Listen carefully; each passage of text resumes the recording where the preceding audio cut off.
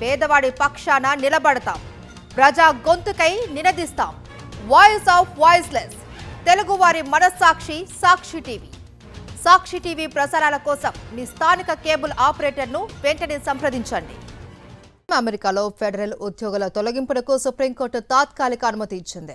Trump అధ్యక్ష బాధ్యతలు స్వీకరించిన తర్వాత ఫెడరల్ ఉద్యోగులను తొలగించే కార్యక్రమం చేపట్టారు. దీన్ని సవాల్ చేస్తూ దాఖలైన పిటిషన్లను విచారించిన సుప్రీంకోర్టు తాత్కాలికంగా ట్రంప్ అడ్మినిస్ట్రేషన్కు ఊరటనిచ్చే తీర్పు ఇచ్చింది. తాజా తీర్పుతో అమెరికాలో వేల మంది ఉద్యోగులను ట్రంప్ ప్రభుత్వం తొలగించనుంది. అమెరికా అధ్యక్షుడు డొనాల్డ్ ట్రంప్ తీసుకున్న మరో కీలక నిర్ణయానికి అమెరికా సుప్రీంకోర్టు మద్దతు తెలిపింది.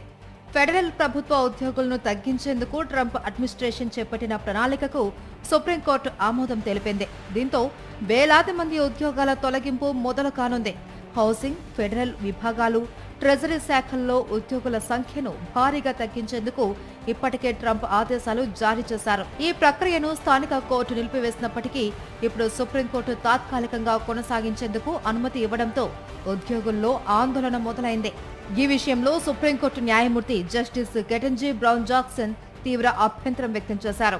కోర్టుల అధికారాన్ని తక్కువ చేస్తోందని, ప్రజల భద్రతకు ముప్పు వాటిల్లే ప్రమాదం ఉందని హెచ్చరించారు.